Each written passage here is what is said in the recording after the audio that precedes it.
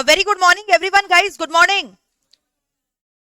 आज हम लोग नया कोड स्टार्ट करेंगे, that is your code on wages 2019। बोलो आज का नया कोड का नाम क्या है? Code on wages 2019। The code on wages, कुछ भी लिखना नहीं है everyone, close your book, close your copy and just chill. पहले समझाएंगे फिर लिखवा देंगे। बोलो टॉपिक का नाम क्या है? The code on wages 2019। Already हम लोग OSHWC कोड पूरा अच्छी तरीके से पढ़ चुके हैं। आज हम लोग क्या स्टार्ट करें दोस्तों? Code on wages 2019। सबसे पहले मेरे को बताओगे, जब भी कोई कोड आता है, कोड वर्ड का मतलब क्या होता है? Code is more superior than what an act is. Act एक स्टैंड अलोन लॉ है, कोड मल्टीपल एक्ट्स को मिलाकर बनाया जाता है कन्वीनियंस प्रमोट करने के लिए। ठीक है, तो अब ध्यान से सुनना, जो कोड है that is nothing but a consolidation of many act. तो जो द कोड ऑन वेजेस आया है वो किन एक्ट्स को रिपील करके आया है? जैसे OSHWC कोड जब हम पढ़ा रहे थे, टोटल कितने एक्ट्स को रिपील करके आया था बताओ? 13। वैसे code on wages total 4 act को रिपील कर आया है। 4 acts have got repealed by the introduction of the code on wages 2019। Ma'am कौन से वो 4 एक्ट है जिसको रिपील कर दिया गया है? The payment of wages act. बोलो क्या है? The payment of wages act 1936। The payment of wages act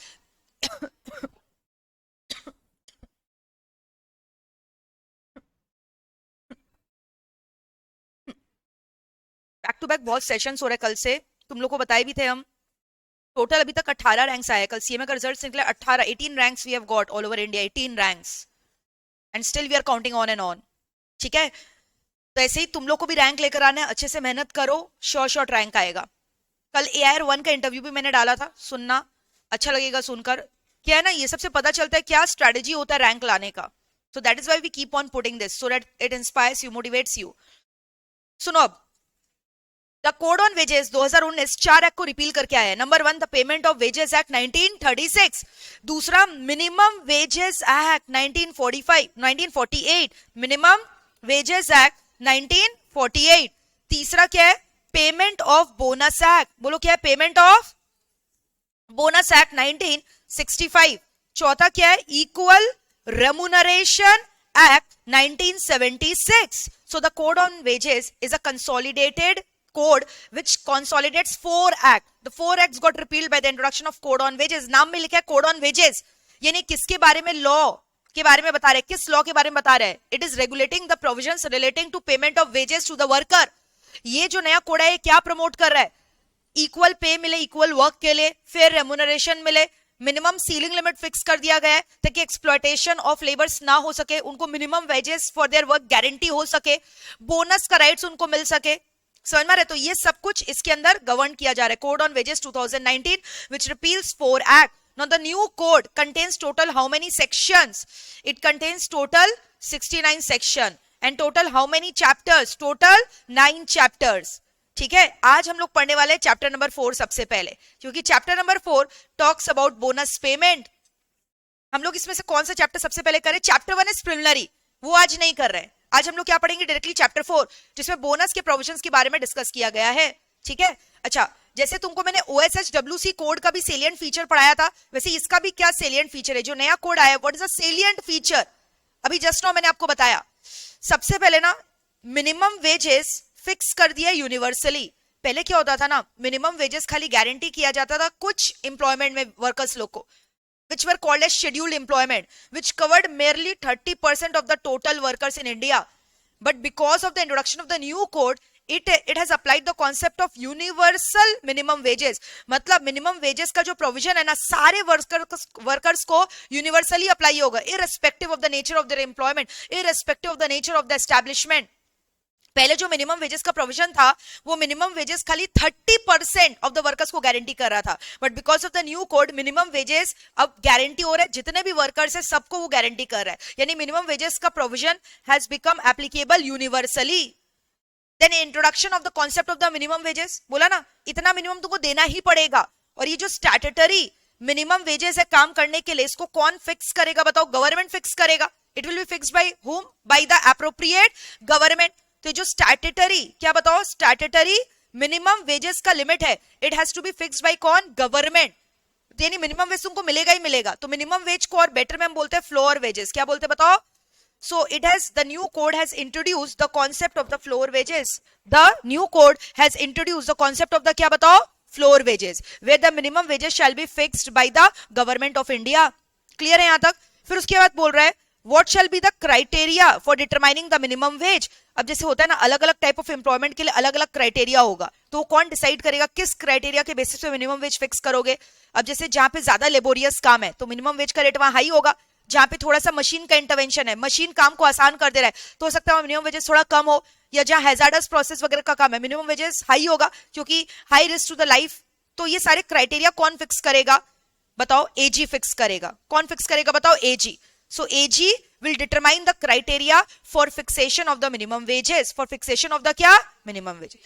फिर गैस करो, जेंडर इक्वालिटी जो हम लोग वहां पे भी पढ़े थे, बोला ना अभी equal pay for equal work whether you are a man और you are a women. Equal remuneration act को भी तो रिपील किया ना, तो इक्वल रेम्युनरेशन एक्ट उसी का तो प्रोविजंस के बारे में बोलता है. जेंडर इक्वालिटी, आप चाहे मेल हो चाहे फीमेल हो, सबको क्या मिलेगा बताओ? Equal amount of wages. क्यों नहीं मिले? आज काम भी तो आप बराबर का ही कर रहे हो ना. अब तो आपको अलाउड है बिफोर 6 AM 7 PM के बियॉन्ड. तो जेंडर इक्वालिटी प्रमोट किया गया एम्प्लॉयमेंट में. So the new code has also talked about क्या? Gender equality. It has talked about क्या बताओ? Gender equality.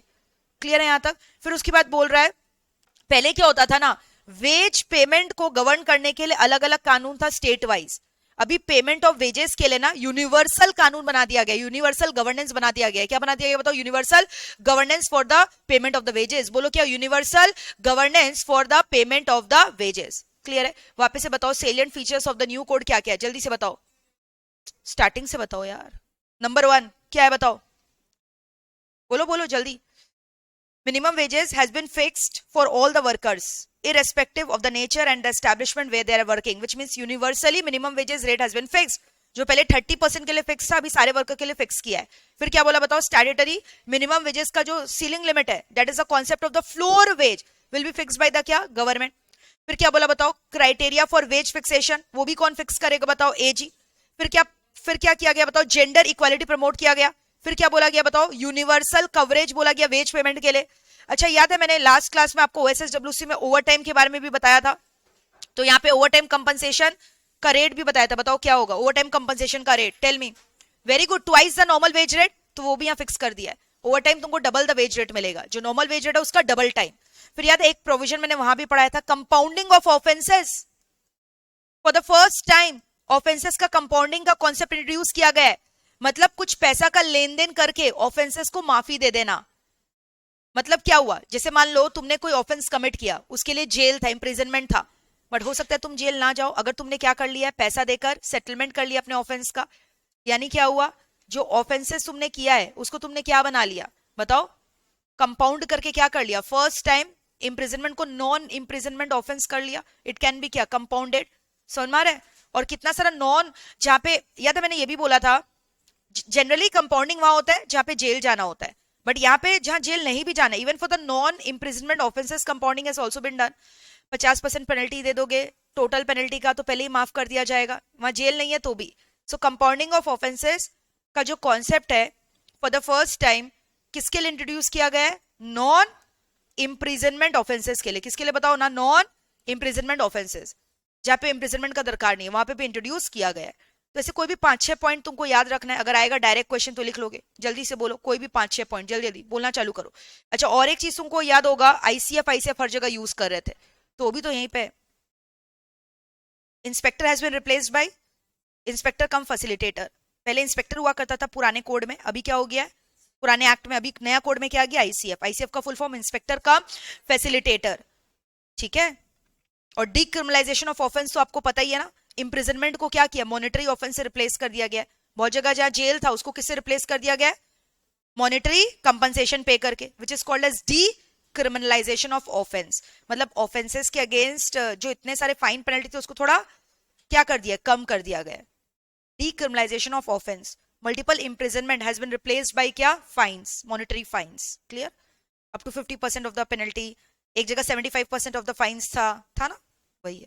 चलो बताओ salient feature. Number 1 universal applicability of minimum wages का concept, which was previously applicable for only 30% of the scheduled employment. Statutory minimum wages limit to be fixed by government, that is introduction of floor wages का concept. Criteria for fixation of the minimum wages shall be determined by the appropriate government. Gender equality promoted. Over time compensation to be given twice the normal wage rate.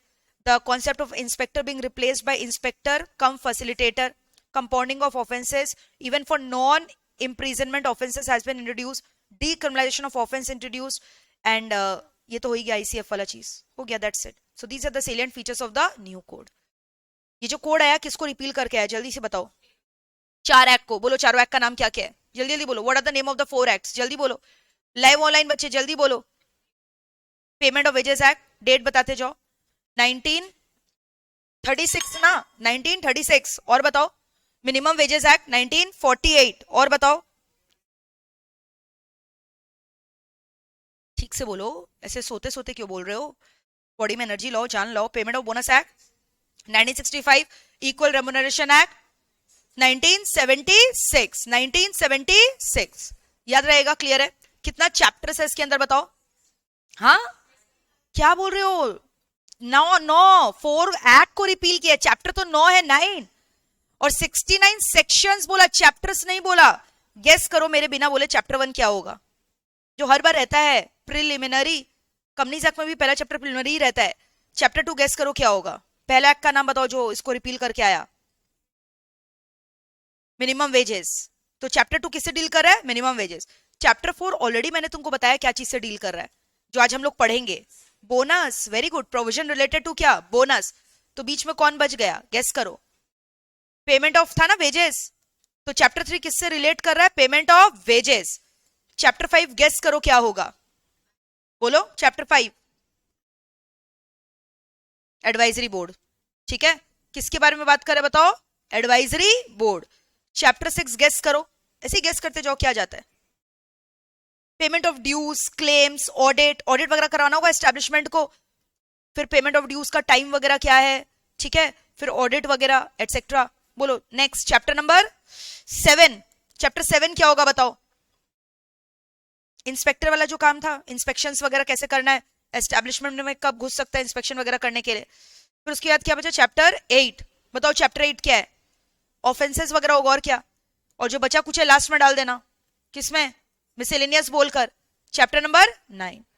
अब ये सब तुमको याद नहीं करना है, but मैंने बस ओवरव्यू बता दिया, ठीक है. चैप्टर 9 मेरा क्या बताओ, मिसलेनियस. चैप्टर 1 फिर से बताओ क्या है, प्रिलिमिनरी. चैप्टर 2 क्या है, मिनिमम वेजेस. चैप्टर 3 क्या है, पेमेंट ऑफ वेजेस. चैप्टर 4 क्या है, bonus. Chapter 5 advisory board. Chapter 6 payment of dues, audit. Chapter 7 inspection. Chapter 8 offences and penalty. Chapter 9 miscellaneous. Total कितना से कितना सेक्शन है, 1 से लेकर 69. अब इसमें अलग अलग होगा ना, जैसे for example chapter 1 preliminary 4 section है, 1 से लेकर 4. फिर नेक्स्ट 5 से लेकर 14 है. ऐसे करके पूरा कहां तक चलेगा, मिसलेनियस 69 तक चलेगा. जो भी बचा कुछ है किसमें डाल दिया वो लोग बताओ, मिसलेनियस. मिसलेनियस कहां तक लास्ट जाएगा बताओ, 69. एक्चुअल में 57 से 69 है, बट तुमको इतना याद नहीं रखना है सेक्शन वगैरह, ठीक है. Payment of bonus chapter number कौन सा मेरे को बताओ, 4 है. ये कहां से चालू हो रहा है, आज उसी सेक्शन से हम लोग चालू करेंगे, 26. बोनस का प्रोविजन कहां से चालू हो रहा है, 26 से लेकर कहां तक बताओ, 41. Are we through with this. 26 से लेकर कहां तक बताओ ना, 41. क्लियर है. टोटल कितना चैप्टर्स है, 9. टोटल कितना सेक्शंस है. चैप्टर 4 कौन सा है जो आज हम लोग पढ़ने वाले हैं, कहां से लेकर कहां तक, वेरी गुड, 26 से लेकर 41. ये जो पूरा नया कोड है कितने एक्ट को रिपील करके आया, number 1 payment of wages act 1936, minimum wages act 1948, payment of bonus act 1965, equal remuneration act 1976. Are we through with this. Salient features किया न्यू कोड का, gender equality, discrimination of offence, concept of ICF introduced. फिर उसके बाद compounding of offenses first time for the non imprisonment offenses has been done this time. फिर उसके बाद क्या बोला बताओ, universal minimum wages applicability, criteria to be fixed by government, minimum floor wages concept got introduced. Are we through with this. हो गया वो. Inspector को रिप्लेस कर दिया किससे बताओ, ICF से. यहां तक पूरा संभाल लियो अच्छे से, कोई दिक्कत है. अब बताओ आज हम लोग कौन सा चैप्टर डिस्कस करने वाले हैं दोस्तों, बताओ. Chapter number 4 which talks about payment of bonus. किसके बारे में बात करते हैं बताओ, पेमेंट ऑफ बोनस. अब ध्यान से सुनना, कोड तो इंट्रोड्यूस हो गया है, लेकिन कोड में आपको पता है एक्ट में जगह जगह क्या लिखा रहता है, read with the rules as में be notified, AG will notify. तो जो ड्राफ्ट रूल्स है ना अभी तक उसको प्रॉपर्ली नोटिफाई सीजी ने नहीं किया है. तो बहुत जगह तुम देखोगे एक्ट में क्या लिखा है, कोड में क्या लिखा है, एज में बी नोटिफाइड, एज में बी नोटिफाइड. बट जब अभी नोटिफिकेशन खोलोगे वहां पे तो ऐसा अभी कुछ बताया नहीं है. तो क्योंकि कुछ नहीं बताया, जो पुराना लिमिट्स है वही एप्लीकेबल हो जाएगा, जो पुराना लिमिट्स है. हो सकता है वो लिमिट बहुत जल्द चेंज भी हो जाए, जैसे ही एजी नया नोटिफाई करेगा, क्योंकि देखो जब भी एक्ट आता है तो रूल बनते बनते साल भर लग जाता है ना। जैसे कंपनीज एक्ट 2013 में है बट रूल 2014 में आया, तो वैसे यहाँ पे भले ही अभी 2026 में आ गया है, 2025 में एक्चुअल में पास हुआ था, समझ में कोड रिलीज हुआ था, तो अभी टाइम लगेगा, 26 तक पूरा एंड तक आ जाएगा पूरा का पूरा रूल्स, यू अंडरस्टैंडिंग। तो हो सकता है मेरे पढ़ाते पढ़ाते ही कुछ चेंजेस आ जाए, तो हम अलग से तुम लोग को बता देंगे, you don't have to worry for that. तो as of now old limits will continue, okay. तो अभी हम लोग डिस्कस करें, बताओ ना, section number 26 under chapter number 4 payment of bonus. Section 26 talks about eligibility criteria of the bonus. किसके बारे में बात करता है बताओ? Eligibility criteria of the bonus. Bonus किसको मिलेगा? Who is entitled to receive bonus? अगर एज अ वर्कर आपको बोनस क्लेम करना है then you must satisfy the following two condition. A worker is entitled to receive bonus only if he satisfies both the following condition. पहला condition बोलता है कि you are eligible to receive bonus only when your salary does not exceeds, when your monthly salary does not exceeds the limit specified, does not exceeds the क्या बताओ ना, limit specified which may be notified by appropriate government. Salary पर mention बोला है, can not exceed the prescribe limit. तो अब तुम बोलोगे मैम रूल में जाकर देखिए क्या प्रिस्क्राइब लिमिट है। As of now limit prescribe नहीं है, तो पुराना limit shall become applicable which is 21,000 per month. यानी तुम बोनस लेने के लिए तभी एंटाइटल्ड हो अगर तुम्हारा मंथली सैलरी 21,000 रुपया से ज्यादा नहीं। Fair enough. आज अगर तुम्हारा सैलरी 30,000 है, 50,000 है, ऑलरेडी तुम्हारा सैलरी इतना ज्यादा है, तुम बोनस का भी क्या मांग रहे हो यार एम्प्लॉयर से आकर, शर्म करो। तो ये बेसिकली प्रोविजन किसके लिए है? गरीब वर्कर लोग के लिए जिनका एनुअल इनकम उतना ज्यादा नहीं है। तो आज अगर तुम्हारा मंथली सैलरी 21,000 या उससे कम है then you will be entitled to receive bonus, otherwise not. Plus the second condition says what? Such a worker must have worked for at least 30 days in an accounting year. कम से कम वो कितना दिन काम किया है साल भर में? 30 days in an accounting year. Assessment year नहीं है, अकाउंटिंग ईयर है। 30 दिन तो काम करोगे यार, तब तो तुम बोनस के लिए एलिजिबल हो। तो बोनस सभी मिलेगा if you are working in an establishment. I repeat again, if you are working in an establishment on whom payment of bonus act is applicable. तो नए कोड के हिसाब से तो सभी के ऊपर एप्लीकेबल है, समझ में आ रहा है? अब तुम देखोगे जो पुराना बोनस एक्ट था ना उसमें लिखा हुआ था ऐसा एस्टैब्लिशमेंट जिसमें कम से कम 20 या उससे ज्यादा वर्कर है तभी ये प्रोविजन अप्लाई करेगा, नहीं तो नहीं। तो अभी नए एक्ट में ये सब नहीं लिखा है विच मीन सबके ऊपर एप्लीकेबल है, लेकिन उस एस्टैब्लिशमेंट कम से कम कितना वर्कर होना चाहिए? बोल रहा है 20 या उससे ज्यादा।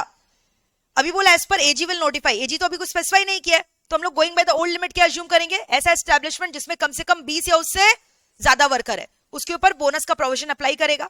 और इंप्लॉय को या वर्कर को तभी बोनस मिलेगा जब उसका मंथली सैलरी 21,000 रुपया से एक्सीड नहीं कर रहा है और उसने कम से कम 30 days in an accounting year work किया है। कंटिन्यूअस नहीं, बस 30 डेज बोला है अकाउंटिंग ईयर में। He must have worked for at least 30 days in an accounting year. Are we through with this? Now, while you compute this 30 days, इसके अंदर क्या क्या इंक्लूड होगा और क्या क्या एक्सक्लूड होगा? सपोज करो लेट अस टॉक विनय। विनय एक वर्कर है सोनमर एक फैक्ट्री का। अब विनय क्या है ना, हम लोग खोलकर देख रहे हैं टोटल 27 दिन नहीं आया पूरा अकाउंटिंग ईयर में। Is he entitled to receive bonus? तुम बोलोगे नहीं मैम 30 डेज आएगा तभी ना बोनस पाएगा। लेकिन अभी जब हम इसका ट्रैक रिकॉर्ड देख रहे हैं तो मैंने ये देखा कि विनय एक दिन एब्सेंट था मेडिकल रीजंस की वजह से, ऑन पेड मेडिकल लीव। किसमें बताओ? Paid medical leave. मतलब होता है ना बहुत सारे ऑर्गेनाइजेशन में सब मिलता है तुमको फैसिलिटी, सैलरी भी मिलेगा, तुम घर में छुट्टी में भी रह सकते हो। पेड मेडिकल लीव, एक दिन का पेड मेडिकल लीव क्लेम किया है। अपार्ट फ्रॉम दैट और एक दिन का क्या क्लेम किया? Paid leave. ऐसे ही पेड लीव भी होता है अलग से, नॉट कि मेडिकल रीजंस की वजह से तुमको पेड लीव मिलता है, अदर रीजंस भी होता है। तो और एक दिन इसका पेड लीव था, समझ में आ रहा है? और एक दिन क्या था ना, मान लो एक दिन बीमार हो गया था। बीमार क्यों हुआ था? During the course of employment only. काम करते करते कुछ इतना ज्यादा काम कर लिया ना, is dedicated towards the factory, कि वो काम करते करते because of the nature of the work in which he was involved he got sick and therefore he was given a of for a day by the employer. So during the course of employment इसको कुछ injury वगैरह हो गया था, काम करते करते sickness हो गया था, इसीलिए इसको छुट्टी मिला एक दिन का।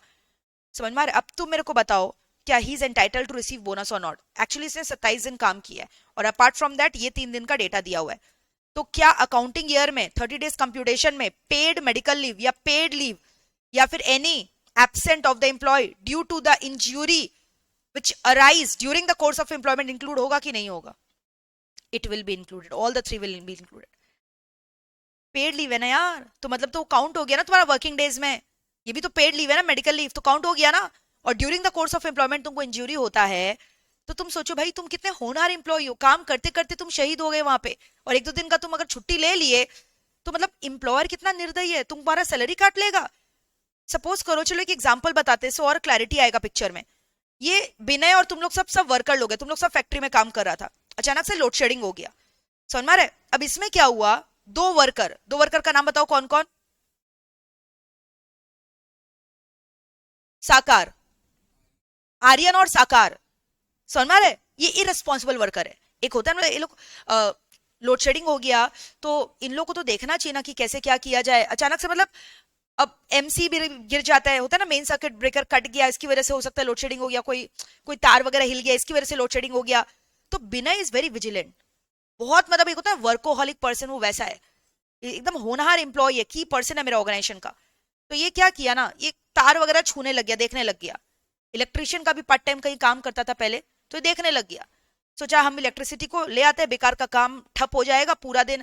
इलेक्ट्रिसिटी सीएससी को तो तुम जानते ही हो, हिंदुस्तान का कब आएगा, रात भर पूरा काम बेकार हो जाएगा, प्लस लेबर लोग वेल्ला बैठा रहेगा, जबकि खुद लेबर है, बट ये सोचता है कंपनी के बारे में, फैक्ट्री के बारे में, मालिक के बारे में। और उधर दूसरी तरफ आर्यन और साकार क्या किया, नीचे कोल्ड ड्रिंक का दुकान था, बोला बहुत गर्मी हो रहा है भाई, चलना, कब आएगा पता नहीं, चल नीचे जाके कोल्ड ड्रिंक गटक के आते हैं। दोनों जन नीचे कोल्ड ड्रिंक गटकने चला गया, और इधर में विनय क्या कर रहा है, तार वगैरह छेड़ाछाड़ी कर रहा है ठीक करने के लिए, ताकि जो है पावर कट हुआ है वो रिज्यूम हो जाए, लोग अपना काम चालू कर दे। समझ में आ रहा है? अब जैसे ही इलेक्ट्रिसिटी का बोर्ड खोलकर कुछ स्क्रू ड्राइवर वगैरह खोलकर उसमें ठीक करने लगा, अचानक से पता नहीं क्या हुआ, करंट का ओवरफ्लो हुआ और उसकी बॉडी में पूरा शॉक लगा और वहीं पे गिर गया, ढेर हो गया। Are you understanding what is happened? एक बात बताओ, नहीं नहीं जिंदा है यार, शहीद नहीं हुआ, जिंदा है। अब एक बात बताओ, आसपास का लोग इसको पानी वगैरह छिड़का, शॉक भयानक वाला लगा है, पूरा ऐसे ऐसे हिल हिल के गिर गया, समझ में आ रहा है? तो अब तुम समझो 2 दिन का ही रेस्ट ले रहा है, घर में इसको छुट्टी दे दिया, हम इसको बोले तुम घर जा 2 दिन रेस्ट करके आ, बॉडी में तुम्हारे पूरे वीकनेस आ गई होगी, इतना भयानक वाला शॉक लगा ना, इंटरनली सब 80 पुर्जी हिल गया तुम्हारा, तुम रेस्ट करो 2 दिन, अच्छा खाना पीना करके आओ। तो अब तुम बोलो हम इसका क्या सैलरी काट लेंगे 2 दिन का? सोचो हम इतने निर्दयी हैं। ये 30 डेज में काउंट होगा कि नहीं होगा? इसका 2 दिन का लीव होगा, काउंट होगा ना 30 डेज में, लीव नहीं काउंट होगा, वर्क माना जाएगा। ये बेचारा during the course of employment कोई इंजूरी कॉन्ट्रैक्ट किया है जिसकी वजह से इसको रेस्ट मिला 1-2 दिन का, तो क्या उसको हम बोले सैलरी काट ले रहे तुम्हारा? फिर कभी भी कोई काम करना चाहेगा? एक तो तुम्हारे खातिर, तुम्हारा ऑर्गेनाइजेशन के खातिर अपना जान जोखिम में डाल दिया, अब मेरे को कुछ अगर प्रॉब्लम हो गया तो मेरा 2 दिन का सैलरी काट लोगे? काटेंगे कि नहीं काटेंगे? ये 30 डेज में काउंट होगा कि नहीं होगा? पीरियड ऑफ वर्क माना जाएगा कि नहीं माना जाएगा? लेकिन दूसरा साइड स्टोरी सुनो, आर्यन का और साकार का। अब आर्यन और साकार नीचे मस्त वाला कोल्ड ड्रिंक गटक रहा था, यू अंडरस्टैंडिंग? अब क्या हुआ ना, विनय को जब शॉक लगा हुआ ना, तो शॉक लगते लगते वो लहराता हुआ, बल खाता हुआ, वहां पर एक पे से पत्थर पड़ा हुआ था, उसके पैर से पत्थर खिसका और पत्थर जाकर गिरा आर्यन और साकार के माथा पे, और उनका माथा हो गया फर्स्ट, थोड़ा सा चोट लग गया, मजाक कर रहे, और इन लोग वहां पे बेहोश होकर गिर गया। समझ में आ रहा है? अब इन लोग भी 2 दिन नहीं आया, अब इन लोग क्या बोल रहे हैं, हम लोग को इंजरी हुआ है during the course of employment. Cold drink पीना ऑफिस के नीचे बाहर प्रीमाइसेस के जाके, क्या ये work employment during the course of employment माना जाता है? तुम ऑफिस का काम करते करते तुमको चोट लगा, इंजरी लगा, अब तुम मेरे को बताओ इन लोग जो काम किया है क्या वो 30 डेज में काउंट होगा कि नहीं होगा? नहीं होगा। तुम्हारा वर्किंग पीरियड हम काउंट नहीं करेंगे। तुम खड़े ही क्यों हुआ ऐसा कंस्ट्रक्शन साइट के नीचे जहां काम चल रहा है, और वो भी वहां कोल्ड ड्रिंक पी रहे हो खड़े खड़े, जहां स्ट्रिक्टली लिखा है कि this area is a restricted area, no one should stand below this, and if you incur any injury that is not the responsibility of the employer. और तुम मस्ती मजाक कर रहे थे नीचे बैठकर, ये सब काम के लिए तुमको इंजरी नहीं हुआ है, तो तुम्हारा ही काउंट नहीं होगा, तुम्हारा लीव है, your salary will be deducted for that. But बिना काम करते करते जो है during the course of employment injury contract किया था। समझ में आ रहा है? अब वैसे सपोज करो कोई एक महिला इंप्लॉई है, she was on maternity leave, paid maternity leave, you understand, paid maternity leave, pregnancy में पेड लीव में थी, क्या वो 30 डेज में काउंट होगा? यस काउंट होगा, paid leave shell always be counted. या सपोज करो नेक्स्ट एग्जांपल, हम लोग बहुत काम कर रहे थे, अचानक से ना रिसेशन आ गया, रिसेशन यू अंडरस्टैंड, क्या डिमांड वगैरह कम है, तो अभी उतना काम नहीं है, मेरे को प्रोडक्शन नहीं करना है, तो मैंने वर्कर लोग आ रहे हैं ना, बोले कुछ काम नहीं है यार, घर जाओ, आज रेस्ट करो, जाओ चिल मारो, 2 दिन बाद आना, 2 दिन बाद कुछ काम करेंगे, जाओ घर जाओ, जाओ जाओ।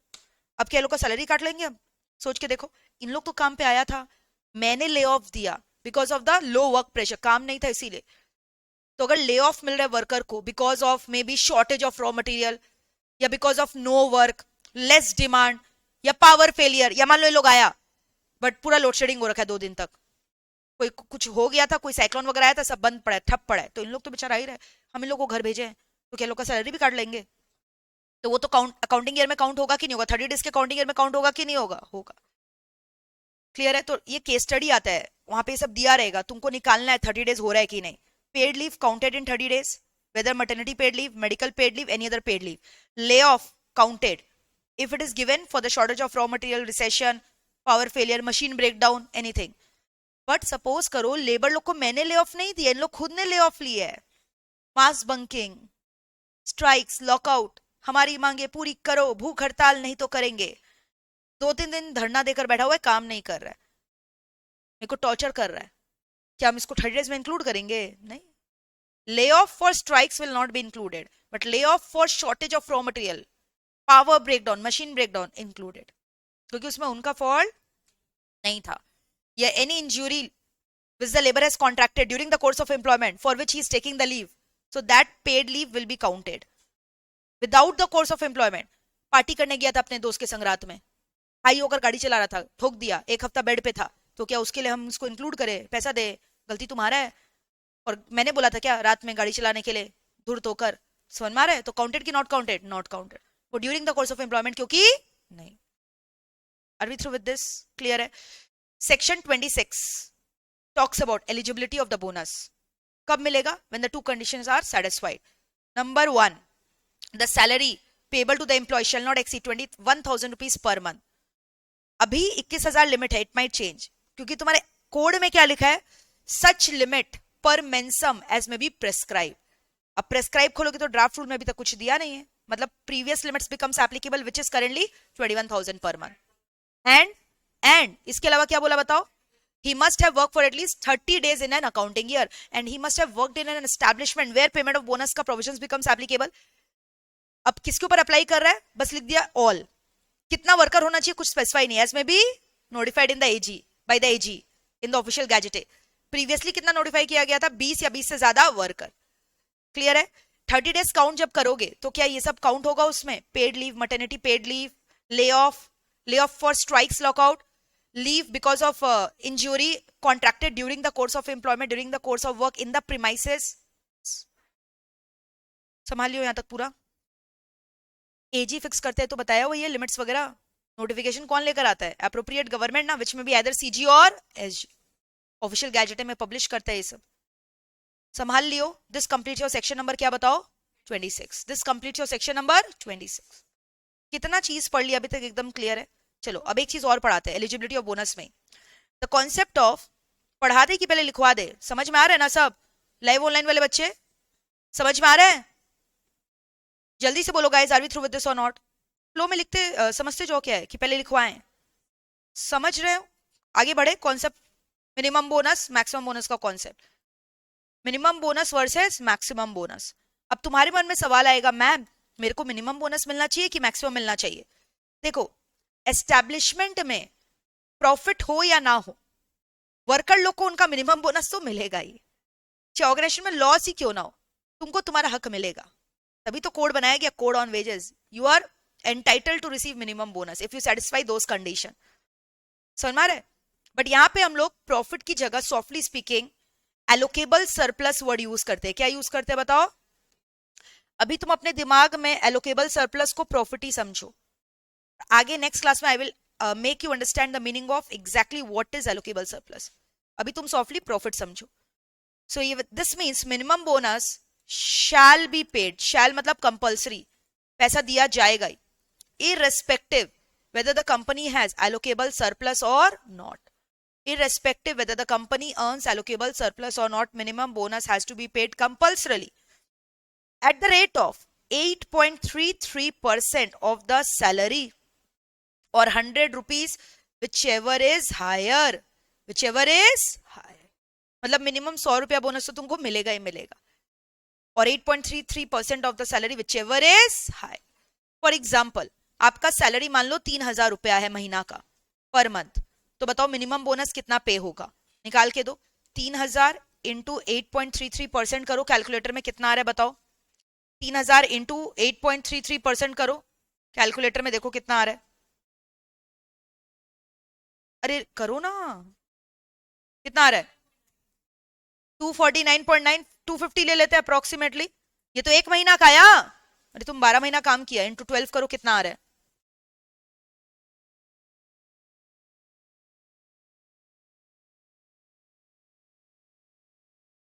कितना आ रहा है. 3,000 रुपये आएगा ना मिनिमम बोनस. साल का मिनिमम बोनस कितना है, 3,000. साल का मिनिमम बोनस कितना है, 3,000. अच्छा 3,000 या फिर 100 रुपया पर एनम है वो. 100 इंटू 12 मत कर देना, पर मंथ नहीं है, per annum whichever is higher. तो हायर कितना हो गया बताओ ना, 3,000. मिनिमम बोनस कितना मिलेगा बताओ, 3,000. मिनिमम बोनस कितना मिलेगा मेरे दोस्त, 3,000. तो minimum bonus has to be paid irrespective whether you have earned allocable surplus or not, which is paid at the rate of 8.33% of the salary or 100 rupees per annum, whichever is higher. गया कि fast हो गया. Minimum bonus मिलेगा, allocable surplus है या नहीं है.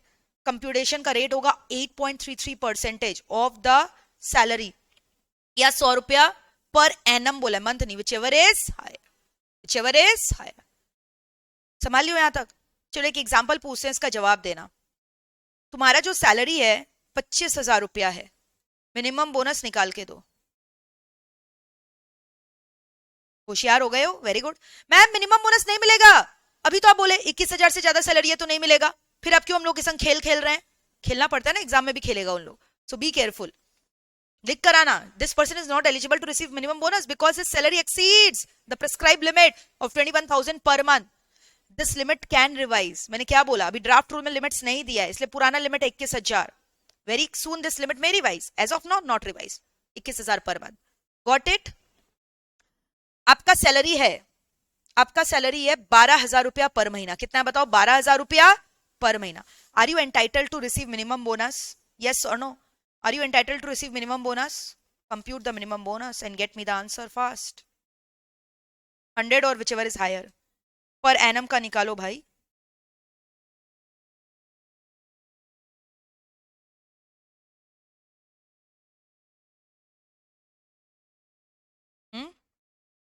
साल का 12,000 गलत आया है. सुनो ना, एक चीज तुम लोग को हम बताए नहीं है, तुम लोग का गलती नहीं है, सुनो ध्यान से. अगर भले ही तुम्हारा सैलरी 12,000 है, बट मिनिमम बोनस जो कंप्यूट होगा उसका जो सीलिंग लिमिट है वो 7,000 से ज्यादा नहीं होगा. which means if your salary exceeds 7,000, minimum bonus shall be computed on 7,000 only. which means if your salary is 3,000, 3,000 पे कंप्यूट होगा, 4,000 है 4,000 पे 5,000 है 5, 6 पे 6, 7 पे 7, 8 है तो 7, 9,000 है तो 7. सैलरी 15,000 है तो भी बोनस कितना पे मिलेगा, 7,000 पे. अगेन नहीं तो फिर क्या होगा, अनाप शनाप बोनस लेते जाएगा ना इन लोग. बोला उसके ऊपर 8.33% का रेट, अगर 7,000 से ऊपर सैलरी है 7,000 पे ही कंप्यूट होगा. Got it. 7,000 इंटू कितना, 8.33% इंटू 12 कर दो तो कितना आएगा.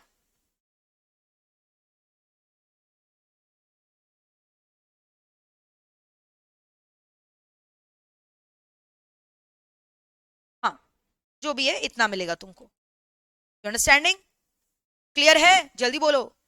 संभाल लोगे ये सब एग्जाम में. अच्छा अगेन ये जो लिमिट है 7,000 वाला, वो एज एजी में प्रिस्क्राइब. अभी एजी तो कुछ प्रिस्क्राइब नहीं किया, तो old limits get attracted which is कितना, 7,000 पर मंथ. Got it. कुछ बच्चे कंफ्यूज हो रहे हैं, कभी आप 21,000 बोल रहे हैं, कभी 7,000 बोल रहे हैं, हो क्या रहा है. अरे 21,000 का लिमिट उसके लिए बोला एलिजिबिलिटी ऑफ द बोनस. आज अगर आपका सैलरी 21,000 से ज्यादा है तुमको बोनस मिलेगा ही नहीं. और 7,000 बोला limit for computation of the bonus. If your salary exceed 7,000, the bonus limit shall be computed on 7,000 only. This is the highest limit for bonus, highest salary limit for the bonus computation. Got it. अगर आपका salary 15,000 भी है तो भी bonus कितना pay मिलेगा, 7,000. 20,000 है bonus मिलेगा, हाँ कितना पे, 7,000. 3,000 है बोनस मिलेगा, हाँ नहीं 3,000, 7,000 पे नहीं. वाह सैलरी कम है लेकिन बोनस हम लोग 7,000 पे देंगे. सैलरी जितना उतना ही, और 7,000 whichever is lower, सैलरी और 7,000 whichever is lower. Got it? Bonus का कंप्यूटेशन समझ गए? मिनिमम बोनस मिलेगा ही मिलेगा, चाहे तुमने एलोकेबल सरप्लस कमाया या नहीं कमाया, फर्क नहीं पड़ता. मैम थोड़ा मैक्सिमम बोनस के बारे में बताइए ना.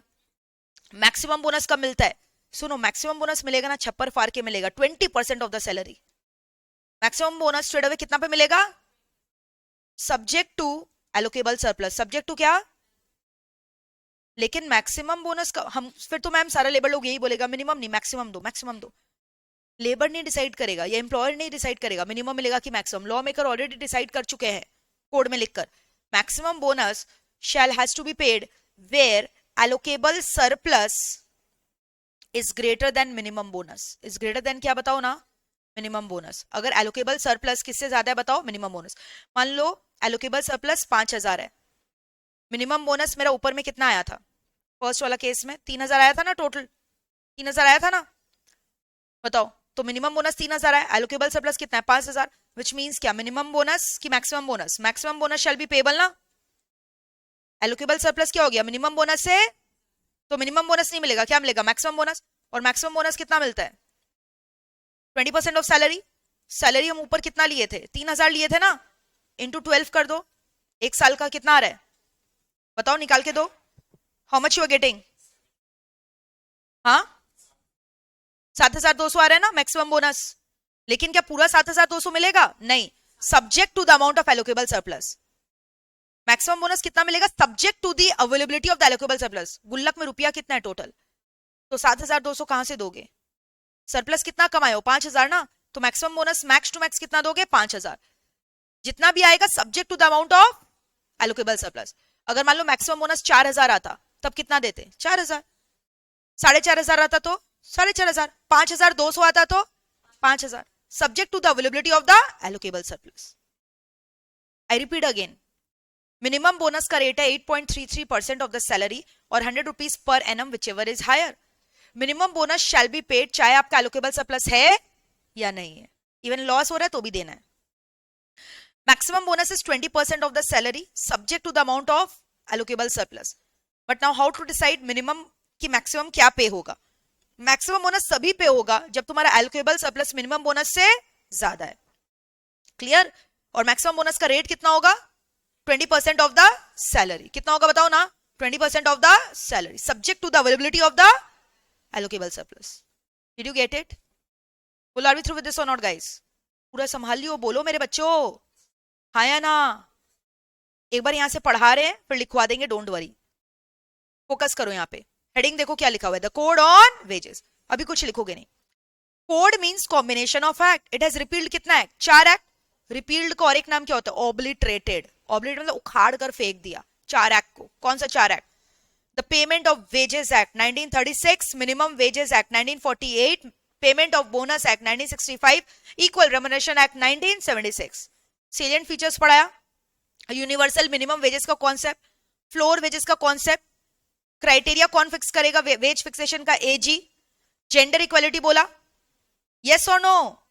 फिर universal coverage of wage payment, timely payment to all employees, over time compensation twice the normal rate, first time non imprisonable offences can also be compounded.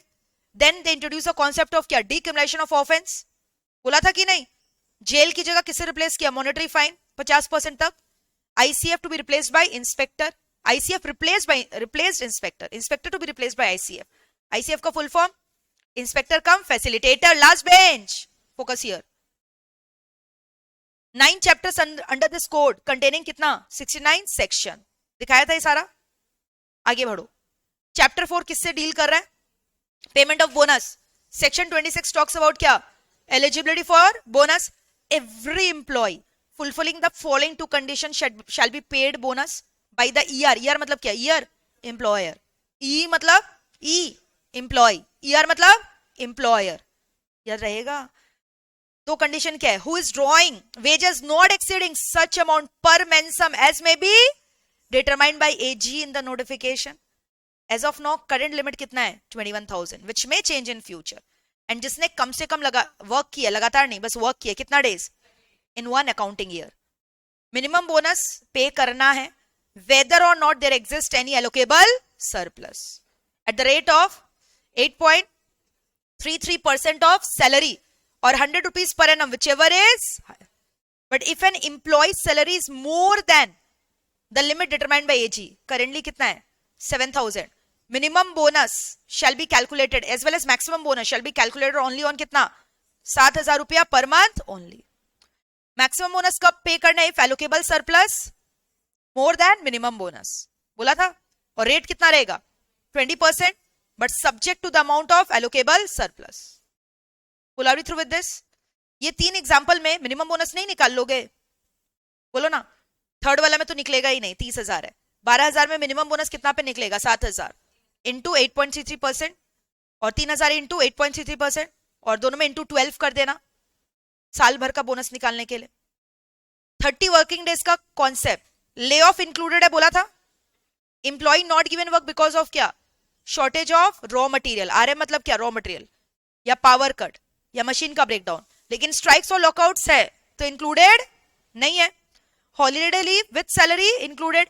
Maternity leave with salary included.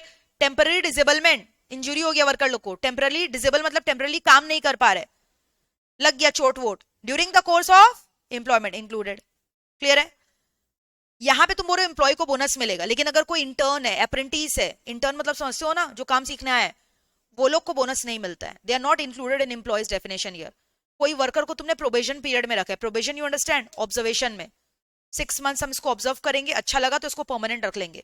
यानी ही is not a permanent worker but he is a worker under probation. Probation मतलब observation. क्या वो employ में आएगा? हाँ. क्या उसको bonus मिलेगा? हाँ. गवर्नमेंट का कोई एम्प्लॉय उसके ऊपर ही एप्लीकेबल नहीं है, पहले भी बताया था. उनके ऊपर अलग से उनका एक्ट है.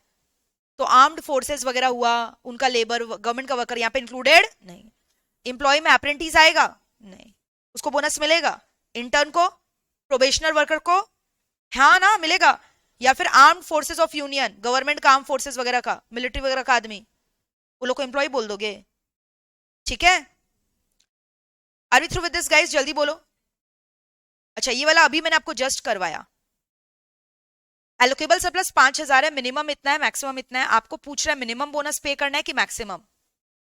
खाली इतना आंसर बता दो. मैक्सिमम बोनस कब पे करना होता है? When allocable surplus exceeds minimum bonus. यानी मैक्सिमम बोनस हो गया कितना? Subject to availability of allocable surplus. Allocable surplus available ही कितना है? तो 4800. 4800 पूरा दे दोगे ना? सब्जेक्ट टू लिमिट है कि नहीं है? बोलो ना. कोई मेरे को यहाँ पे सैलरी कंप्यूट करके देगा? सैलरी कितना निकाल लोगे? एक बात बताओ, मिनिमम बोनस किस पे निकलता है? 8.33% ऑफ द सैलरी पे ना.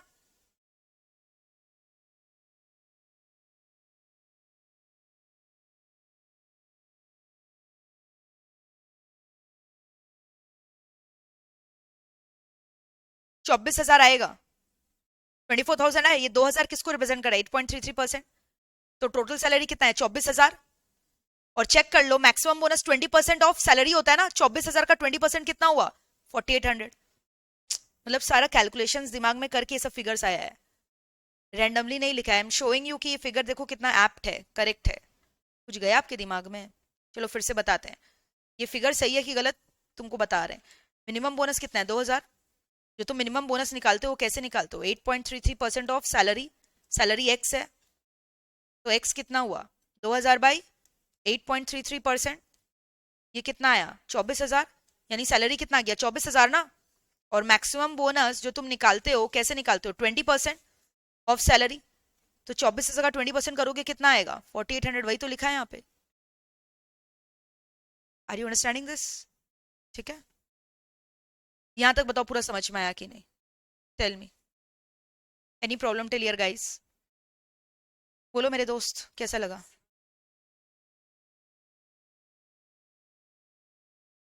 क्यों नहीं देंगे? नहीं देगा तो तुमको जेल ले जाएगा पुलिस पकड़ के. आईसीएफ रखे ना तुम्हारे जैसे लोगों के लिए. तभी तो कोड ऑन वेजेस का प्रोविजंस पढ़ा रहे हैं तुम लोग को. ऐसे तो कोई भी कुछ नहीं देगा. सैलरी भी मत दो, बोनस छोड़ो, तुम सैलरी भी मत दो, लेबर यूनियन उठाकर ले जाएगा तुमको. लेबर लोग काम करेगा. आजकल लेबर लोग बहुत जागरूक है. They know very well what are their rights. नाको चने चबवा देता है एम्प्लॉयर को. और लेबर लोग का पावर इतना है ना, एक बार यूनियन वगैरह को ले आया ना, तुम्हारा फैक्ट्री बंद करवा देगा. Bad publicity of media. देखते हो कितनी जगह होता है स्ट्राइक्स, लॉकआउट, धरना देकर बैठा है, पूरा मालिक का एकदम पूरा इज्जत को गिरा देता है।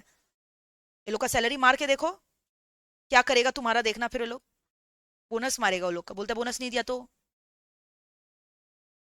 क्यों देना पड़ेगा, लिखा है स्टैट्यूट में। वही तो बोल रहे हैं, स्टैट्यूट में लिखा है तो देना ही पड़ेगा ना। You can not override the provisions of the law, law में लिखा देना पड़ेगा। ये क्या हम या तुम मिलकर यहाँ पे प्रोविजन बनाए हैं क्या? सरकार बनाकर बैठा है, पार्लियामेंट बना के बैठा है, पास हुआ है, प्रेसिडेंट का असेंट मिला है, तब जाके रिलीज हुआ एक्ट। पता है ना बिल कैसे एक्ट बनता है, ठीक है। और ये मैक्सिमम बोनस का प्रोविजन पुराने एक्ट में भी था, तो नया कोड में तो और बेनिफिट दे रहा है। बोलो यहां तक पूरा संभाल लियो क्या? जल्दी बोलो। यहां तक लिखोगे, थोड़ा सा और आगे पढ़ा देते हैं, फिर एक संग लिख लेना। सुन तो लो, मजा आएगा। सपोज करो साल भर का बोनस आया तुम्हारा 1000 रुपया। अब क्या हुआ ना, बंगाल में दुर्गा पूजा बड़ा फेमस है, समझ रहे हो। मेरे को बोनस हालांकि देना था इसको मार्च के महीने में, 31 मार्च तक, बट हम लोग का पूजा तो सितंबर अक्टूबर में आ ही जाता है। ये दुर्गा पूजा में आया, बंगाली था, बोला कि आमादेर पूजो तो दुर्गा पूजो, काली पूजो, तुम्हारे टाका दीते हो, बोनस टामा दीते हो। बोला बोनस देना पड़ेगा। बोले कितना रुपया? बोला 500 रुपया दीजिए। दे दिया 500 रुपया। ठीक है चलो डन। अब फाइनली जब फाइनल सेटलमेंट करने का बारी आया, जब मुझे एक्चुअल में इसको 1200 रुपया बोनस जो देना था ना एट द ईयर एंड, फिर लाइन में खड़ा हुआ है। अब तुम मेरे को बताओ, हम इसको 1200 रुपया दें कि जो मैंने बीच में इसको कोई पूजा बोनस या कोई customary bonus as per the custom of the state दिया था वो डिडक्ट करके देंगे, 500 रुपया काट के 700 रुपया दें, कि पूरा 1200 रुपया फिर से दे दें? बोलो। हाँ, तुम लोग तो क्योंकि लेबर के ही हित में सोचेगा ना, मेरे हित में क्यों सोचेगा? क्यों देंगे एक बात बताओ पूरा 1200? बोनस देने का बात हुआ है, अब बीच में अगर इंटरिम बोनस लेता है तो क्या हम इंटरिम बोनस डिडक्ट नहीं करेंगे? डिडक्ट करके देंगे बिल्कुल। 700 रुपया देंगे, 1 रुपया ज्यादा नहीं। लेना है लो, नहीं तो यहां से निकलो लाइन से बाहर, समझा? 700 रुपया देंगे। 500 लिया था ना उस समय पूजो बोनस करके, वो एक्स्ट्रा बख्शीश नहीं है, वो बोनस का पार्ट है। So if any employee claims any interim bonus, साल के बीच में कोई बोनस ले लिया या कोई कस्टमरी बोनस ले लिया, जैसे मान लो मेरे ऑर्गेनाइजेशन में मैंने इंप्लॉय लोग को अट्रैक्ट करने के लिए बर्थडे बोनस रख के रखा है, जिसका एम्प्लॉय का बर्थडे आता है उसको 500 रुपया पकड़ा देते हैं, तो ये बर्थडे बोनस भी मेन बोनस से डिडक्ट होगा। चाहे पूजो बोनस लो, बर्थडे बोनस लो, इंटरिम बोनस लो, काली पूजो बोनस लो, सब डिडक्ट होगा फाइनल बोनस से। ये लिखा है एक्ट के अंदर, कोड के अंदर, ठीक है। सो एनी इंटरिम मतलब समझते हो, INTERIM, बीच का, साल के बीच का बोनस, एनी इंटरिम और customary bonus can be deducted by the employer from the payment of the final bonus to the workers, to the employees. Are we through with this? अब सुनना ध्यान से क्या हुआ। विनय बताए थे ना इतना होनार वर्कर है, लेकिन रिसेंट में इसका शादी हो गया और वो होनारता इसके अंदर अब रहा नहीं है।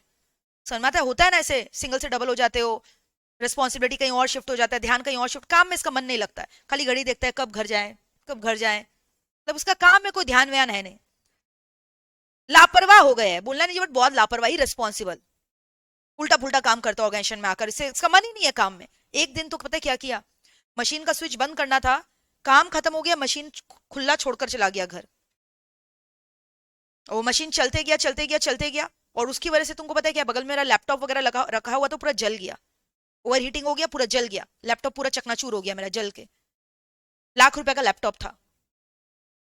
समझ में आ रहा है क्या हो रहा है सब? एक बात बताओ, because of the negligent and misconduct of the employee, क्या एम्प्लॉयर को फाइनेंशियल लॉस हुआ है? मेरे को फाइनेंशियल लॉस हुआ है, हाँ या ना?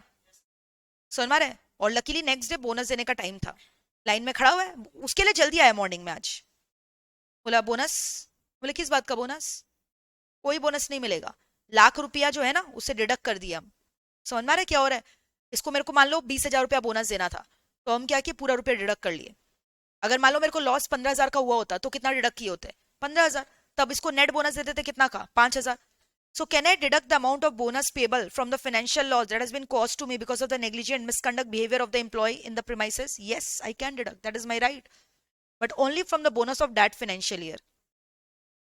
समझ में? या तो लाख रुपया का लैपटॉप डैमेज किया, बोनस तो खाली 20,000 कटवाया, अभी भी 80,000 खाते में मेरा इसके लिखा हुआ है ना, नेक्स्ट ईयर वापस आया बोनस लेने 20,000, हम बोले फिर से काट लिए, जाओ भागो यहाँ से, पुराना साल याद है ना लॉस किया था। I can not do that. From that financial year only I can deduct in which the loss awkward.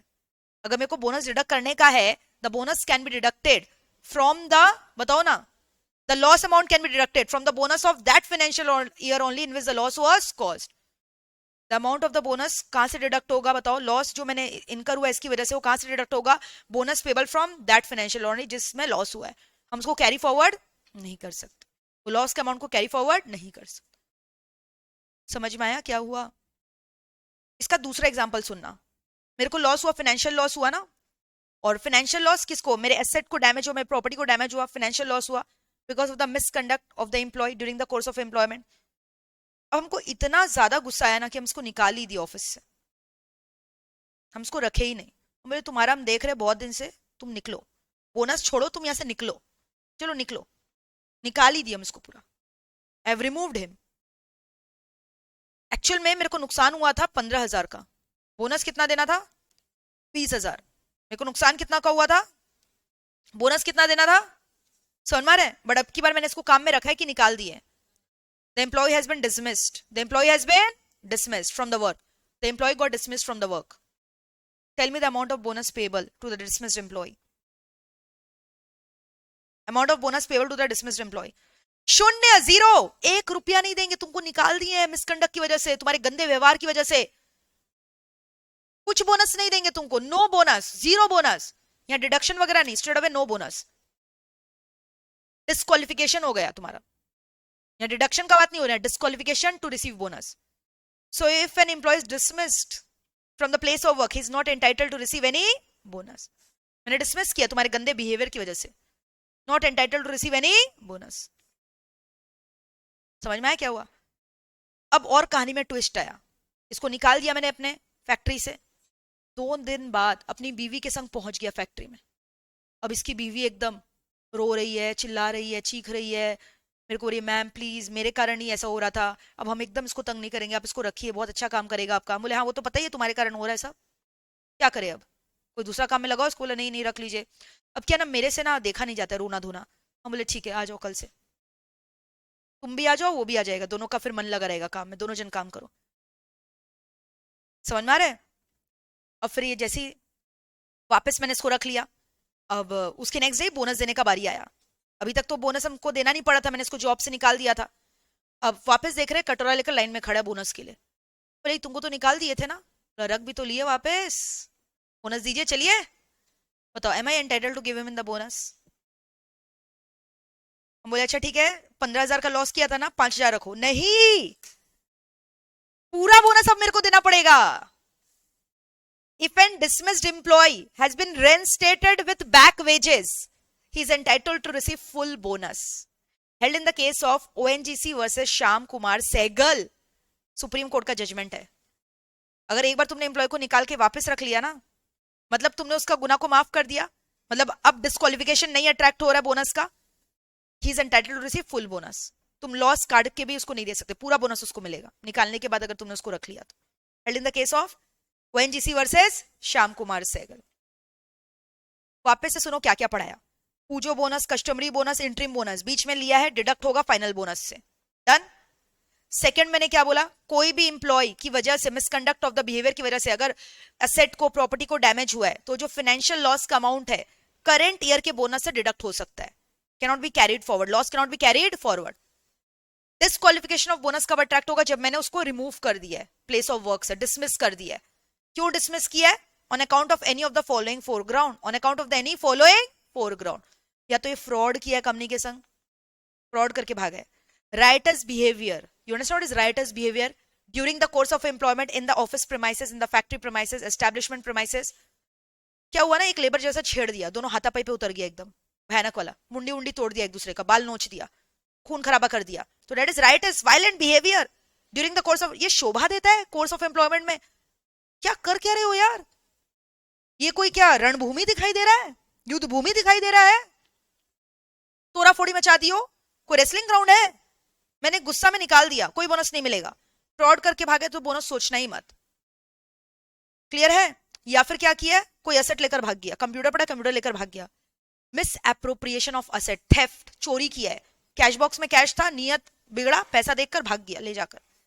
या तो फ्रॉड किया है, या मिस एप्रोप्रिएशन ऑफ असेट किया है, या क्या किया है, violent behaviour, rights behaviour during the course of employment in the premises, या फिर इन्वॉल्व इन सेक्सुअल हैरेसमेंट, कोई को छेड़छाड़ी कर दिया है, सेक्सुअल हैरेसमेंट, तो ये चारों केस में अगर एम्प्लॉय को डिसमिस किया गया है, he shall not be entitled to receive any single bonus. But if the employee has been reinstated with back wages, मतलब तुमने उसके गुनाह को माफ कर दिया, he has been proved as innocent, तभी काम पे रखा है, he shall be entitled to receive full bonus without any deduction, held in the case of ONGC versus Shyam Kumar Sehgal. संभाल लियो यहां तक. अगर कोई फाइनेंशियल लॉस हुआ उसके मिसकंडक्ट की वजह से during the course of employment, हम डिडक्ट कर सकते हैं लॉस को, bonus payable of that year only, can not be carried forward. Remove कर सकते हैं, डिस्क्वालिफिकेशन हो सकता है क्या? हाँ, ये चार केसेस में से. कब कब डिसमिस होगा? अगर involve in fraud, riotous behaviour, violent behaviour, sexual harassment, misappropriation of asset, theft, ये सब करके भागा है तो. But reinstated with back wages, entitled to full bonus without any deduction, held in the case of ONGC versus Shyam Kumar Sehgal. Got it? Puja bonus, interim bonus to be deducted from the final bonus payable. पढ़ो क्या लिखा है यहाँ पे पूरा, आ जाओ. Adjustment of interim oblique customary oblique Puja bonus under section 37 of this code. क्या वो डिडक्ट होगा? They shall be deductible from the total bonus paid by employer to the employee. Mister X का टोटल बोनस कितना देना था? 1000. Already कितना दे रखे थे? 200. नेट बोनस कितना देंगे? 800. बर्थडे बोनस वाई को दे रखे थे कितना? 500. तो नेट बोनस कितना होगा? 1000 माइनस 500, 500 ना. मिसकंडक्ट ऑफ एम्प्लॉय की वजह से अगर फाइनेंशियल लॉस हुआ है एम्प्लॉयर को अंडर सेक्शन 38, तो क्या बोला है बताओ? Amount of financial loss can be deducted from the bonus but only to the extent of such loss and only from that year's loss in which the loss occurred. Disqualification from bonus under section 29, पूरा का पूरा bonus काट दो. कब? अगर employ को तुमने dismiss कर दिया, ई डिसमिस बाय ईआर, मतलब employee dismiss by employer on the grounds of fraud, riotous behaviour, theft या कॉन्विक्टेड फॉर सेक्सुअल हैरेसमेंट. पढ़ो क्या लिखा है. एक्स के मिसकंडक्ट की वजह से 400 का लॉस हुआ, बोनस कितना था? 1000. कितना डिडक्ट करेगा? 400. या ऑल्टरनेटिवली वो क्या कर सकता है? एम्प्लॉय को निकाल भी सकता है on grounds of violent behaviour और पूरा 1000 रुपया फोरफिट कर सकता है. बट अगर इंप्लॉय को डिसमिस करने के बाद वापस रख लिया तब क्या होगा बताओ? He shall be entitled to full bonus और रुपीस कितना? 1000 without any deduction, held in the case of ONGC versus Shyam Kumar. कैसा लगा? पूरा संभाल लियो यहां तक. पूरा एक बार स्टार्टिंग से रिवाइज करते हैं, जो पढ़े फिर तुम लोग को लिखवा देंगे. आ जाओ. सबसे पहले हम लोगों ने पढ़ा था कोड ऑन वेजेस 2019. ये 4 एक्ट को रिपील करके आया है. Payment of wages act 1936, minimum wages act 1948, payment of bonus act 1965, equal remuneration act 1976. और ऑब्लिटरेटेड मतलब क्या होता है? पूरा रिमूव कर देना, as if it never existed in the statute. इस चारों एक्ट को ऐसा हटाया है कि ये कभी एग्जिस्ट ही नहीं करता था. न्यू कोड का फीचर्स क्या क्या है? मिनिमम वेजेस का क्राइटेरिया यूनिवर्सली सबके ऊपर अप्लाई कर दिया. मिनिमम वेजेस का क्राइटेरिया फिक्स कर दिया, एजी फिक्स करेगा. जेंडर इक्वालिटी प्रमोट कर रहा है. टाइमली पेमेंट होगा वर्कर लोग का. Overtime double the wage rate. Compounding of offence for the first time even for non imprisonable offences. Jail वगैरह जाने की जगह पेनल्टी देकर सेटल कर सकते हो, डिक्रिमिनेशन ऑफ ऑफेंस बोलते हैं उसको. इंस्पेक्टर को हटाकर ICF लाया गया, inspector cum facilitator. 9 chapter containing 69 section. Today we have discuss chapter number 4 talks about payment of bonus, जिसमें section 26 talks about eligibility of bonus.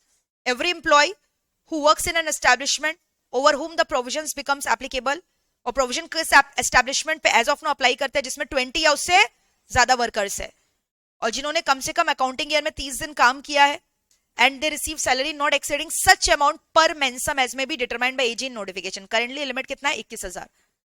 Bonus का कंप्यूटेशन के लिए अगर आपका सैलरी 7,000 से ज्यादा है तो रेट क्या होगा? 7,000 पर month only for both minimum and maximum bonus. Minimum bonus कितना रेट पे होगा? 8.33% ऑफ सैलरी और 100 rupees per annum whichever is higher. Maximum bonus कितना है? 20%. कब पे होगा? अगर एलोकेबल सरप्लस मिनिमम बोनस से ज्यादा है. But maximum bonus subject to the amount of allocable surplus. Minimum bonus यहां कंप्यूट करना है. चलो निकालते, बताओ क्या क्या होगा minimum bonus. Minimum bonus at the rate of कितना? 8.33%. ठीक है. अच्छा यहां पे बताओ एलिजिबल है ये, यहां पे भी एलिजिबल है, यहां पे नॉट एलिजिबल ना? यस और नो? यहाँ पे बताओ एलिजिबल तो है, तो 3000 का 8.33% किया, कितना आया? 250 बोला था ना तुम लोग, फिर इनटू क्या किया 12, तो ये कितना आया? 3000 आया। तो मिनिमम बोनस पेबल निकल गया, इतना है। यस और नो? सेकेंड केस में कितना पे कंप्यूट करोगे? भले ही सैलरी कितना है 7000, 12000, कंप्यूटेशन कितना पे होगा? 7000। कितना आया ये करके? नहीं, पहले 583, फिर 12 महीना मल्टीप्लाई करोगे, 7000 आ रहा है अप्रोक्सीमेटली, ठीक है। और यहाँ पे तो कुछ होगा ही नहीं। Will I be through with this or not? Computation कर लोगे? यस और no? And minimum bonus shall be paid irrespective, आपके पास एलोकेबल सरप्लस है या नहीं। 30 वर्किंग डेज में क्या क्या इंक्लूड होगा? ले ऑफ इंक्लूडेड, तुमने खुद लेबर को छुट्टी दिया ना शॉर्टेज ऑफ रॉ मटेरियल के लिए। आरएम मतलब क्या है मेरा? Raw material. या मशीन टूट गया, ब्रेकडाउन मतलब मशीन टूट गया, पावर नहीं था, लेकिन खुद लेबर स्ट्राइक की वजह से नहीं आ रहा है, तब इंक्लूड नहीं। Holiday leave with included salary, maternity leave with salary included, temporary disablement during the course of employment included. Employee के अंदर कौन कौन आता है? बोलो, प्रोबेशनर आएगा, लेकिन बाकी लोग नहीं आएंगे। क्रॉस क्रॉस मतलब नहीं आएंगे। Will R B through with this guys? यहाँ पे आ जाओ, बताओ एलोकेबल सरप्लस कितना है? 5000। मिनिमम बोनस कितना है? 2000। बताओ यहाँ पे मिनिमम और मैक्सिमम बोनस क्या पेबल होगा? मैक्सिमम बोनस इज पेबल कितना? ₹4800, सब्जेक्ट टू क्या?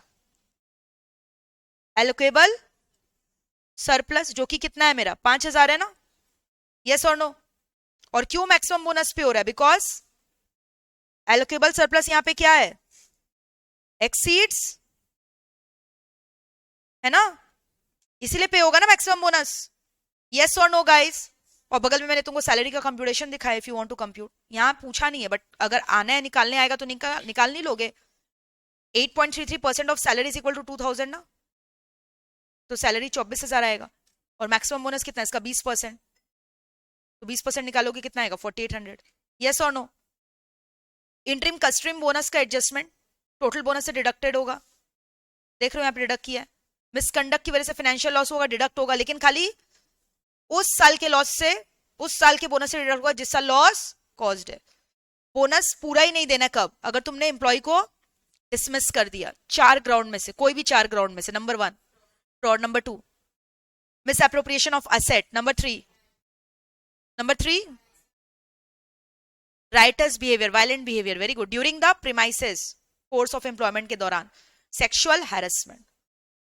अगर वापस रख लिया निकालने के बाद, कुछ काट सकोगे? वेजेस, बोनस काट सकोगे? Held in the case of the famous supreme court judgment ONGC versus Shyam Kumar Sehgal.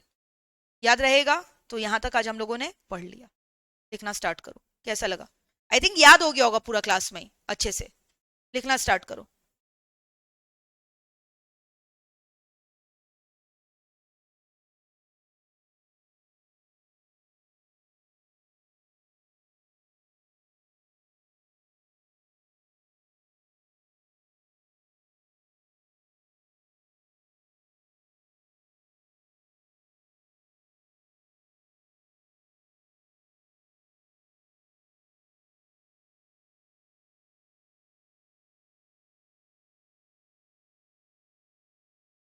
ढूंढेंगे उसको, एम्प्लॉय केस करने के, बोल रहा इंसिडेंट करने के बाद वापस ही नहीं आया। भाई जब तुम एम्प्लॉय को रखते हो तो उसका आधार कार्ड डिटेल वगैरह तभी तो रख के रखते हो, रजिस्टर मेंटेन करते हो। पकड़ोगे उसको, ढूंढोगे, इंस्पेक्टर को पीछे लगाओगे उसके।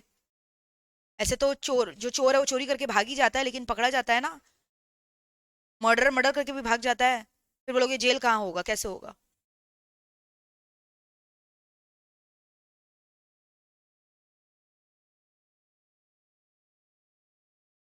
नहीं ले पाएंगे। हाँ,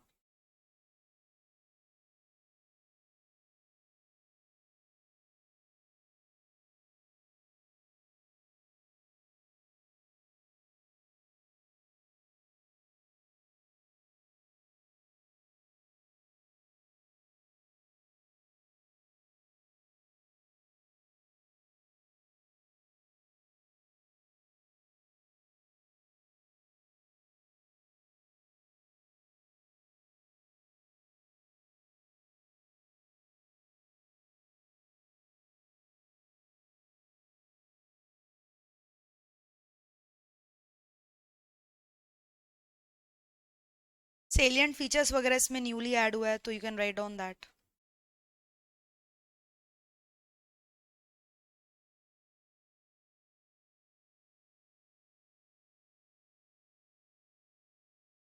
याद करना जरूरी नहीं है बट मेरे स्टूडेंट हो तो ये सब याद रहना चाहिए. गलत डेट्स मत लिखना, नहीं आ रहा है तो बस ऐसे ही लिख देना.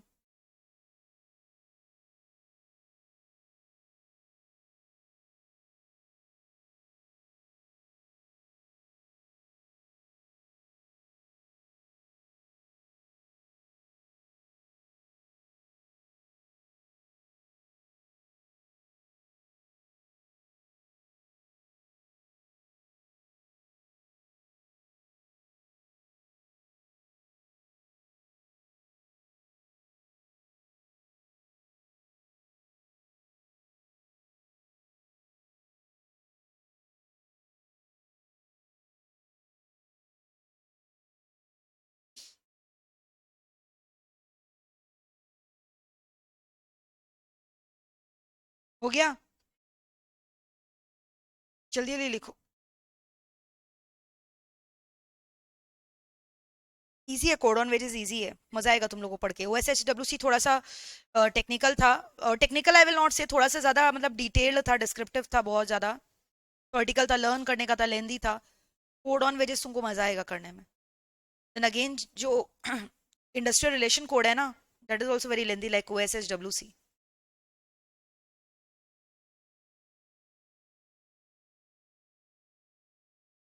बट जो बच्चा डेली होमवर्क कर रहा है साथ साथ मेरे पढ़ रहा है, तुमको बहुत इजी लगेगा लेबर लॉ. सेलिएंट फीचर्स लिखवा रहे हैं हाँ.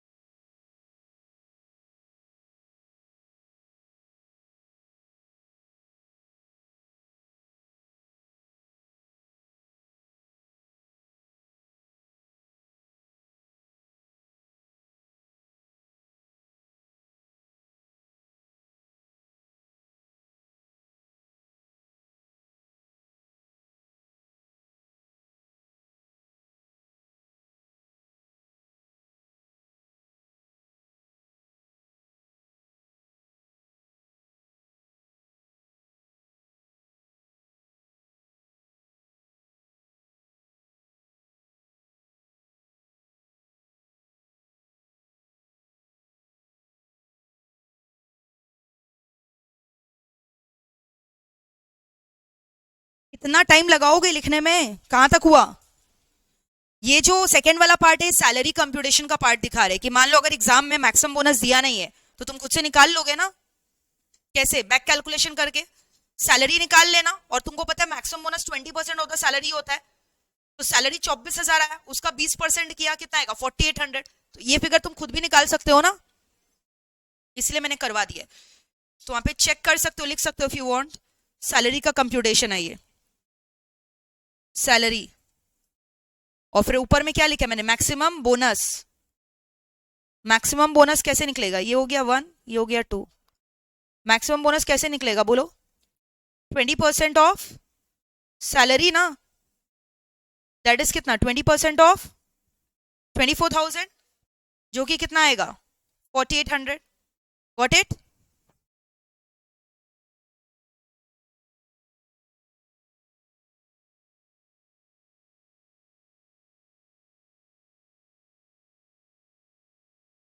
कर लो। कस्टमर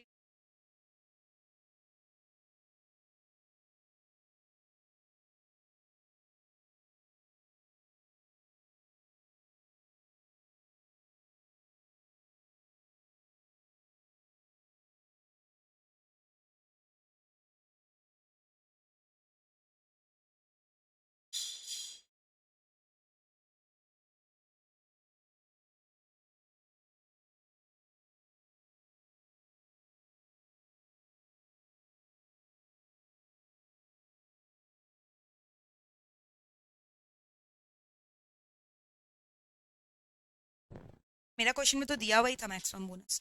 इतना डिफिकल्ट लेवल आता नहीं है। लोग मैथ्स थोड़ी चेक कर रहा है बैठ के तुम्हारा, बट फिर भी मैंने तुमको बता दिया। तुम मेरे स्टूडेंट, तुम हर तरफ से रेडी हो।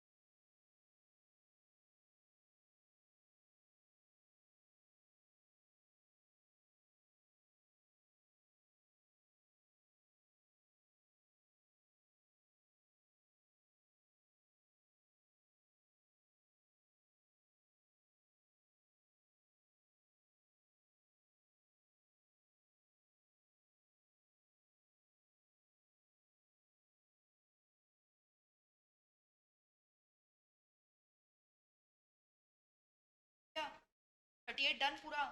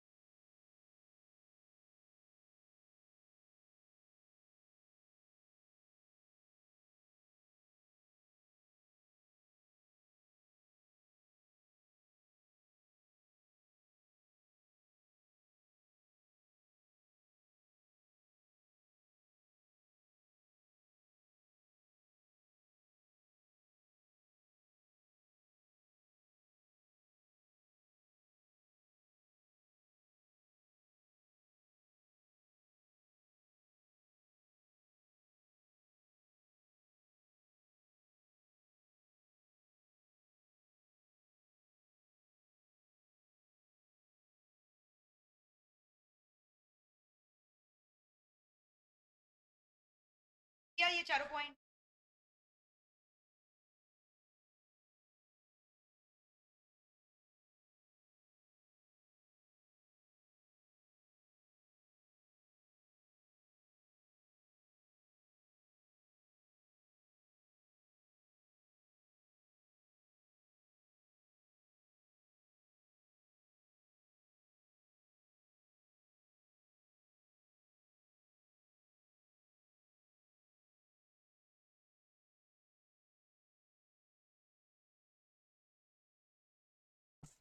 और बाई चांस किसी का कुछ छूट भी गया है ना, डोंट पैनिक। आपको पता है अनलिमिटेड व्यूज का मजा उठाओ, घर पे रिवाइंड पॉज स्टॉप करके आराम से लिख लेना, ओके? बट कॉपी में लिखना जरूरी है, ये मत सोचना नहीं लिखेंगे, एग्जाम्स में यही तुम्हारे काम आएगा।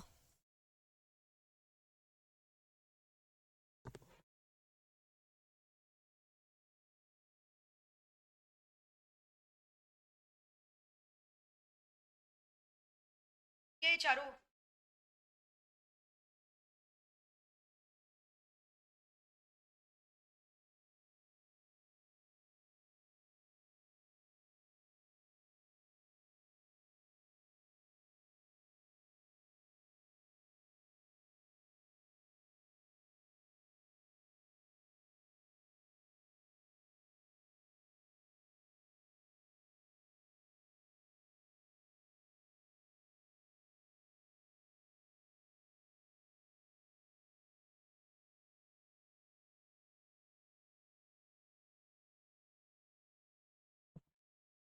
कहाँ तक हुआ?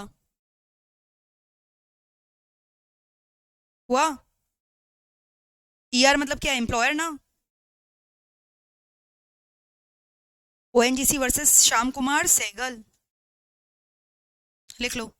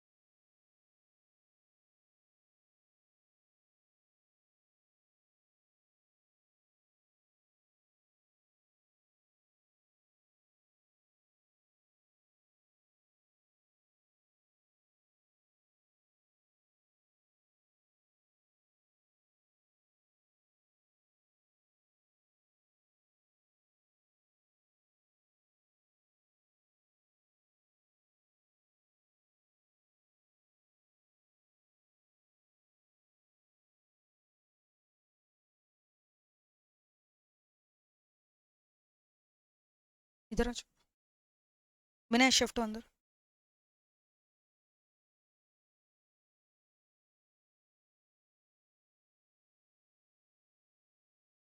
जल्दी लिखो, हो गया क्या? So let us keep the class till here. See you in the next class. Thank you so much. Bye. Take care. Lots of love. Enjoy your day. Bye everyone.